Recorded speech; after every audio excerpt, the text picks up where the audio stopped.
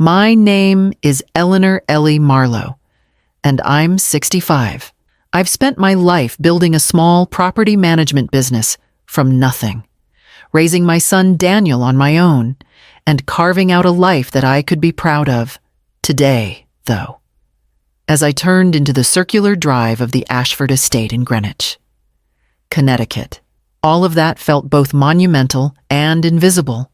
The valet waved me toward a line of sleek black Bentleys and limousines. I eased my modest sedan alongside, feeling the engine hum in contrast to the roar of wealth surrounding me. Guests in gowns that could cost more than a month's rent for some people stepped gracefully from their cars, champagne flutes in hand, laughter floating over the manicured gardens, my wool coat, sensible shoes, and understated dress made me feel like an intruder, a shadow in a tableau of privilege. I took a deep breath and reminded myself why I was here. 38 years of raising Daniel, countless late nights helping him with homework, paying for his tuition. His first apartment in the city, I had given everything I had to ensure he could thrive. And now, all those years, all those sacrifices, were about to collide with a world I had only glimpsed from the outside. Through the crowds, I spotted him, Daniel, radiant in a tailored suit, laughing with Vanessa and her family. He didn't see me yet. Or if he did, he didn't acknowledge it. The sense of estrangement settled over me like a winter chill. I parked and straightened my coat, trying to quell the nervous flutter in my chest. The moment of confrontation was approaching faster than I expected as I stepped toward the entrance. The doors opened, and the first strains of the wedding music drifted out, carrying with them a promise that this night would not go as I or anyone had anticipated. I took a seat at the edge of the grand ballroom, the polished oak floors gleaming under the crystal chandeliers. Guests murmured in polite excitement, glasses clinking lightly as the ceremony began. My hands tightened around the program in my lap, and I tried to steady my breath. Then, Daniel stepped forward, beaming, and motioned toward a tall, distinguished man with silver hair in a perfectly tailored tuxedo. "Everyone, this is my father, Richard Morrison," he announced, voice clear and proud. A cold jolt ran through me. My chest tightened. I blinked, thinking I must have misheard. Richard Morrison, the man standing there, smiling at strangers, had never changed a diaper, never stayed up through a feverish night, never guided Daniel through a homework meltdown or celebrated his first job. I was the one who had. The room shifted subtly. Heads turned, whispers rippling through the crowd like a faint breeze escalating into wind. Faces flicked toward me, curiosity mixed with a hint of disbelief. Some eyes softened, others narrowed. I remained seated, numbly, feeling invisible yet painfully exposed. I remembered the nights spent at the kitchen table helping Daniel with algebra, the mornings I drove him to school in a used sedan while balancing work calls, the countless Saturdays spent attending soccer games and recitals. Every achievement, every small victory of his had been scaffolded by my sacrifices. And now, none of it seemed to exist in the eyes of the people around me or in the eyes of my son. Vanessa leaned toward her mother, whispering something with a discreet laugh. Daniel shook Richard Morrison's hand, their smiles broad and polished, the kind that belonged in magazines. The contrast between the life I'd given and the life he had chosen to display struck me with a harsh clarity. My own son was performing for an audience, showcasing a family that wasn't real, a version of himself I didn't recognize. I sank slightly in my chair, trying to ground myself. The weight of 38 years of devotion pressed on my chest. The program slipped from my fingers onto the floor, unnoticed. Around me, polite applause began, acknowledging the man who had taken my place. I stayed silent, invisible, watching the son I had raised step into a story that left me on the margins. As I sat in the polished oak chair at the edge of the ballroom, the whispers of the crowd fading into a dull murmur, my mind drifted back across the decades.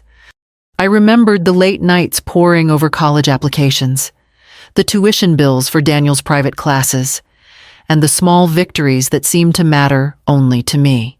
Yale had been a dream he chased, but it had been my hands that carried the weight of the tuition, the rent for his first tiny apartment in Manhattan, and the groceries when he barely made it through his first job. I thought of the sacrifices no one noticed, the canceled vacations, the evenings spent ironing dress shirts instead of seeing a movie, the hours juggling tenants' calls while making sure he had enough for textbooks. Each decision, each dollar spent, had been a deliberate investment in the life of the son who now stood across the room, introducing a man he barely knew as his father. The wedding arrangements were no different. Months of planning, conversations with vendors, deposits paid long before Vanessa's family even stepped into the picture. All without acknowledgement. Every flower arrangement, every chair cover, every subtle detail of the reception bore the imprint of my work and my finances. Yet the room celebrated Richard Morrison's presence as if he had orchestrated the entire event.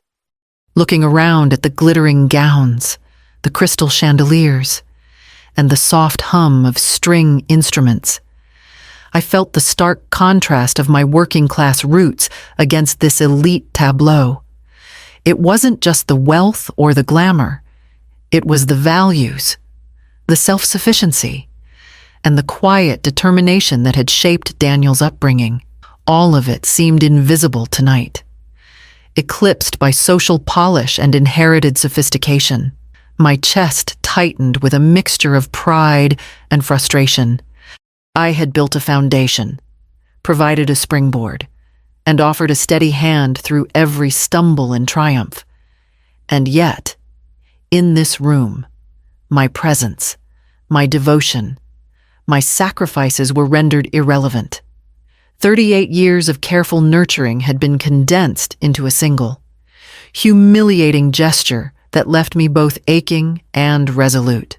I shifted slightly in my seat, letting my eyes scan the room without drawing attention. From the outside, I might have seemed like another elderly guest quietly observing the ceremony, invisible in my modest dress and simple pearls.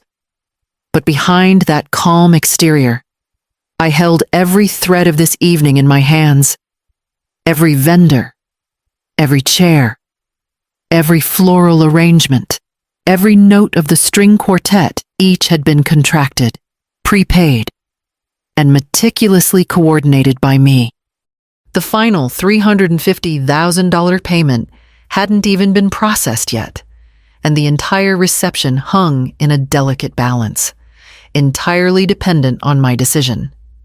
Richard Polson, my attorney for over 20 years, leaned casually against a wall nearby, clipboard in hand, his eyes discreetly meeting mine when he checked in.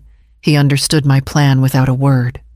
Months of emails, signed contracts, and carefully timed deposits ensured that no one else, no guest, no family, no socialite could claim authority over the evening. Every catering invoice, every rental agreement, every detail of Vanessa's perfect tablescape carried my signature as the guarantor. The vendors moved gracefully through the space, polite and professional, checking schedules and confirming setups.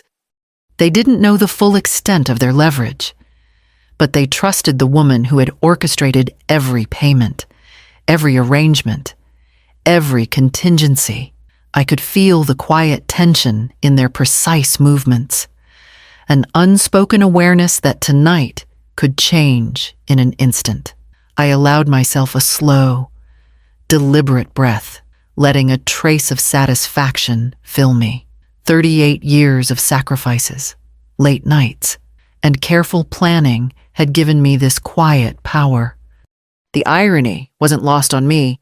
The same hands that had mended leaks, balanced accounts, and raised a son were now silently controlling a room full of polished strangers. I didn't smile. Not yet. My leverage was like a drawn bow, waiting for the moment to release. The room would celebrate. The photographs would capture joy. And the toast would honor a father who hadn't done a thing. And yet, I held the final decision. The invisible authority that could shift the night entirely. The thought of that control, held quietly and deliberately, brought a rush of anticipation. Tonight, the truth would find its moment, and I would be ready. I moved slowly along the edge of the reception hall, careful to keep my presence unobtrusive. The Whitmore family, polished and impeccable, flitted from guest to guest, their laughter light and practiced. Vanessa, radiant in a cream-colored gown, smiled at admirers and whispered compliments with a precision I had learned to recognize as social strategy. Daniel leaned close to her, nodding and laughing, his attention divided between maintaining appearances and avoiding any acknowledgement of me. A group of guests passed by, glancing at my modest dress and gently smirking. One of Vanessa's friends, a woman with perfectly coiffed hair, whispered something to another and pointed subtly in my direction. The words didn't carry to me, but the expression on their faces did. I felt the familiar sting of being measured and found wanting, not for who I was, but for the life I had lived. The carefully curated wealth and inherited status of this room contrasted sharply with my own working-class upbringing, and the disparity pressed against me like a cold weight. Servers glided past with trays of champagne and hors d'oeuvres, and I noticed the quiet deference in their eyes as they passed me. Respectful, professional, yet aware that I held the authority behind the evening's arrangements. The irony was sharp, overlooked and dismissed by most of these guests. Controlled every contract, every payment, every detail of the celebration they assumed belonged entirely to the Whitmores.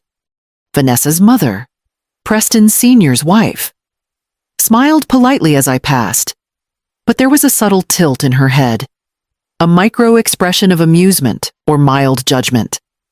I noted each of these small gestures, each whispered laugh, each sideways glance. They were indicators, unspoken markers of the social hierarchy. And yet each one reminded me that I held the leverage they would never anticipate. I took a slow, controlled breath, feeling the simmering anger and determination settle into a strategic calm. Tonight, appearances and inherited privilege would meet the quiet, deliberate authority that had been invisible until now. The timing had to be precise. The reveal, carefully calculated. My moment was coming. And every subtle insult and slight only sharpened my focus, honing the anticipation that would soon reach its tipping point. I lingered near the edge of the hall, letting the soft strains of the string quartet fill the space as I scanned the room. Richard Polson, my attorney, approached quietly, his presence calm but watchful. We exchanged a subtle nod. No words were needed. He understood the plan. Understood that the final payment of $350,000 to the catering company and vendors remained in my control, and that this small piece of paper represented far more than money. It represented the authority and recognition I had been denied for decades. Catherine Brooks, the venue manager, appeared from the far side of the room, clipboard in hand. She caught my eye and inclined her head in acknowledgement. I had checked in with her earlier, confirming every contingency and the precise timing for the final transfer. Every vendor, every staff member had been briefed, knowingly or unknowingly, to defer to the contracts I held. The responsibility rested solely on me, and I welcomed the gravity of it. I felt a rush of mixed emotions as I moved through these quiet checks. There was anticipation, yes, but also a flicker of hesitation. Confronting Daniel publicly, exposing the truth in front of hundreds, was a moral tightrope. I had raised him, supported him, and given him everything I could. Yet, seeing him introduce another man as his father, the polished veneer of his new family's social status, and the whispered amusement at my appearance, had drawn a line I could not ignore. My hands rested lightly on the edge of a table as I rehearsed the moment in my mind. Considering every phrase, every gesture, I reminded myself that this wasn't about vengeance, it was about respect, accountability, and a truth that had been invisible too long. The music swelled, and I adjusted my coat, steadying the nervous flutter in my chest. Soon, the celebration would pause for the toasts. That would be the moment. Every detail I had controlled, every decision I had made, would converge in a single, deliberate reveal. I inhaled deeply, ready to turn the carefully constructed illusion of the evening upside down. The hall quieted as Preston Whitmore III rose to give the first toast, his voice polished and confident, echoing over the crystal chandeliers. Guests lifted their glasses, smiles rehearsed, ready to celebrate the union. I felt my chest tighten as I stepped forward, careful to catch no one's eye until the moment arrived. Then, in a clear, steady voice that cut through the music and laughter, I said, "Excuse me." Conversations halted mid-sentence. Glasses froze halfway to lips. The eyes of hundreds turned toward me. A quiet ripple of tension spreading through the room. Preston III blinked, his practiced smile faltering, as all attention shifted to the woman in the understated dress at the edge of the ballroom. I held up the folder in my hands, the leather slightly creased, every page a testament to years of dedication. These documents, I continued, show every contract, every deposit, every payment for tonight's reception, every flower, every chair, every note of music, every bite of food has been funded by Hayes Property Solutions. I am Daniel's mother, Eleanor Marlowe, and I am the one who made this evening possible. A collective gasp swept across the room. Whispered questions and startled murmurs swelled as people leaned in, trying to process the revelation. Vanessa's hand flew to her mouth, eyes wide, while Daniel's face drained of color. He opened his mouth, then closed it, words failing him. Richard Morrison, the man introduced as father, froze mid-smile, confusion and discomfort flickering across his features. I laid out the contracts, bank statements, and emails on the nearest table for everyone to see, letting the weight of the proof sink in. The room seemed to shrink around me, the air heavy with disbelief. Friends of the Whitmore family exchanged shocked glances. Some stepped back, others reached for phones to capture the moment. The meticulous illusion of status, of lineage, of wealth-managed appearances began to unravel in real time. In that instant, public vindication collided with private ache. I had achieved recognition, yes, but at the cost of witnessing my son's embarrassment, his wife's panic, and the collapse of the image he had so carefully curated. Every gasp, every shifting glance, every faint whisper confirmed that the truth, once invisible, now dominated the room. And I knew, with a strange mixture of triumph and sorrow, that this was only the beginning of reckoning. The soft hum of the string quartet abruptly halted as servers froze mid-step, trays hovering in the air. Caterers exchanged anxious glances, unsure whether to continue or wait for instructions. The final payment, long expected and now visibly in question, had brought the evening to an uneasy pause. Conversations that had floated lightly over champagne glasses were replaced by sharp whispers, a ripple of tension spreading through the crowd. Daniel stood frozen, his hands clenched at his sides. Vanessa's eyes darted between me and the guests, a flush rising to her cheeks. The carefully polished veneer of their social circle had cracked in a single, deliberate moment.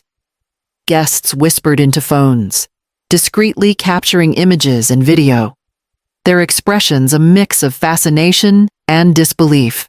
A few socialites looked genuinely uncomfortable, others unable to mask the thrill of witnessing the unexpected unraveling of a performance they had assumed untouchable. Preston Whitmore Sr. approached, his tailored suit immaculate, but his face tight with confusion. He opened his mouth, likely to offer guidance or reassurance, but I met his gaze evenly, conveying without words that this was no longer a matter for him. The control had shifted, and everyone in the room understood it. Photographers maneuvered to capture the scene, while murmurs spread like wildfire. The real father, the contracts, the payment authority, all were now public knowledge. The social standing of the Whitmore family, carefully cultivated over decades, wavered under the scrutiny of the witnesses. I stayed calm, hands folded in front of me, letting the moment stretch. Each pause, each look exchanged between guests, carried weight. This was more than embarrassment. It was accountability. The tangible consequences of pride and omission, the murmurs, the startled glances, the subtle hesitation in service all reinforced the lesson. Authority and truth, once invisible, could reshape perceptions instantly. And as the tension thickened, the ballroom shifted from a celebration to a stage of reckoning. Each guest now reconsidering what they thought they knew about appearances, power, and the quiet force behind the evening's events. I stepped back from the edge of the hall, letting the whispers and murmurs wash over me. The crystal chandeliers glimmered, but their light felt distant, refracted through the lens of truth I had laid bare. Years of sacrifice and devotion, of guiding Daniel through school, jobs, and his first apartment, now stood in sharp contrast to the facade he had chosen to present. The cost of enforcing respect had been high, but necessary. Daniel's shoulders slumped as he finally met my gaze, the flush of embarrassment on his face giving way to something deeper recognition. He had glimpsed the consequences of his deception, not just socially, but morally. The polite veneer of the Whitmore circle, the rehearsed smiles, and the whispers had illuminated the truth he had tried to avoid. I let the silence stretch, considering forgiveness and earned respect. Two concepts intertwined, yet distinct. Love alone was not enough. It had to be coupled with acknowledgement, accountability, and integrity. My decades of patience and guidance had culminated in this one pivotal lesson, and for the first time, I saw him begin to grasp it. The ballroom had shifted, subtly but irrevocably, into a place of reflection. I felt a quiet satisfaction mingled with fatigue, the weight of the evening balanced by the knowledge that the lesson had been delivered. This night had cost much, yet it had carved a space for honesty, dignity, and understanding, an inheritance no amount of wealth could buy. The ballroom had emptied quickly, leaving behind only the soft echo of footsteps and the muted clink of packing equipment. Daniel approached me hesitantly, his suit slightly rumpled, a shadow of humility in his posture. He no longer spoke with the confident ease of the morning. Instead, his voice trembled as he began to acknowledge the weight of his choices. I didn't realize," he started, then paused. Searching my eyes, I nodded slightly, encouraging him to continue. "I see now what I've done. He admitted. The truth. Everything you've done for me. I ignored it. I listened quietly, letting the words settle. Years of patience, guidance, and silent support had brought us to this moment. I could have chastised him, expressed my anger, or withdrawn entirely. But the evening had already delivered its lesson. Instead, I maintained my composure, my authority grounded in both dignity and principle. Over the next hours, Daniel asked questions, not excuses, not deflections, but real curiosity about the responsibilities I had carried, the sacrifices that shaped his life. He began to accept guidance, recognizing that trust and respect were earned and fragile, not guaranteed by birth or status.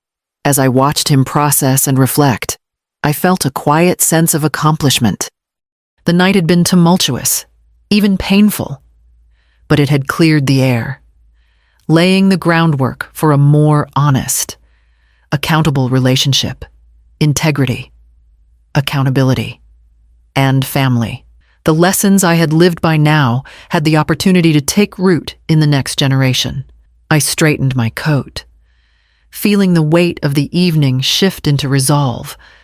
The path forward would require patience, but for the first time in decades, I saw a glimmer of hope that respect and understanding could be rebuilt, piece by piece, from the truth we had finally faced together.